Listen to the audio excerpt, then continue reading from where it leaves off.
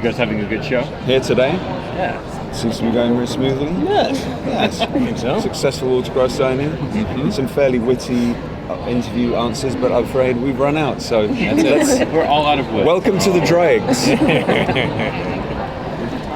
Well, something I think is interesting about Theo is that most of the other villains in the show are really like in your face about how evil they are, but he chose to do this kind of like long con fake hero role. So how do you think that plays into his bigger plan?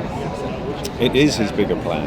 It is a rogue billionaire who is obviously narcissistic but at least has a strong point of view, feels like a valid hero for a city on the brink of collapse, and so that's a very obvious and meaningful play to him, because it means he can get close to the real power players at the heart of things, Jim and Bruce Wayne. So that's his plan, to come in and seduce everyone and then stick it to them. That's right, and he's doing so. Starting, and what's nice about season 2 is that we're spooling out longer forms of storytelling, where we have full serialization, and we can really build these arcs so that, by the time Jim hasn't even figured out that Theo's up to no good, but by the time he does, how does he dismantle Theo? He can't just go straight at him. Theo's far and away the most complicated and sophisticated of the villains that he's faced up to this point. And so it becomes a real clash of the titans, if you will, amongst the two of them, with some really big repercussions for Gotham. How's Jim dealing with the chaos that's happened in the first 3 episodes? Like personally, with Barbara trying to attack. He's holding it together barely, but I think he's starting to fray a little bit under the pressure, and he's certainly wearing the guilt of kind of what he's already done at the beginning of the season, having killed a man to collect a debt on behalf of Penguin in order to get his job back. You're starting to see that he's becoming a little unhinged, and that's only going to continue as he discovers what Galavan's up to and tries to put a stop to it. So it's a nice shift. It's a really sort of aggressive gear shift here in season 2, and we keep our foot on the gas. We don't really let off. I'm using as many metaphors as I can. You're a metaphor handy. Thank you very much. I mean, we've seen Jim really embrace his darker side more this season. Think that he still has a limit somewhere of how far he'll go, or is that kind of being pushed now?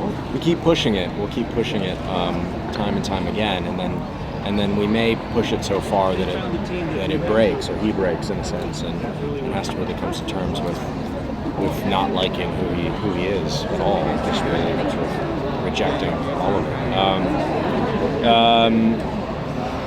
But it's fits and starts, It's sort of push forward a little bit. He finds some solace in Lee or in Harvey Bullock or Barnes or whoever, and then he keeps pushing forward. But each time he goes a little bit further, and each time he sort of tempts fate, and fate, I guess, being the destruction of his own soul. So, just what can we expect from this season of Gotham? Ooh, James? I think we've called it the writers have called it the rise of the villains, because we're going to transition from a world quite like our own into a kind of chaotic space where you could accept there are supervillains who have these larger than real life personalities. That's sort of the goal, I think, of season 2, to really show the rise of the villains from a corrupt environment into a really quite insane one. Do you feel like you're going to bring back any more criminal organizations, or like the mob out of the way, kind of like with the criminal organization? No, I mean, I think what we're telling is the old Gotham was the crime families, but the crime families had an interest in law and order, in the sense of the only way you can do business is if things are relatively, everyone understands what the game is. Once they go away and we're dispatched at the end of season 1, there's a power vacuum. Penguin steps into that.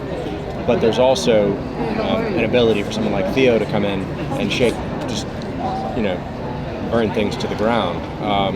And in that anarchy, all of these super personas are created. People start dressing up in various costumes, and that anarchy is the pervasive element. The crime families can't ever regain their foothold because it's anarchy. Thanks, everybody. Thanks. Appreciate it. Sad to say. It's costume Anna. Thank you. Costume Anna. Thank you. Costume anarchy. Thank you. Thanks, guys.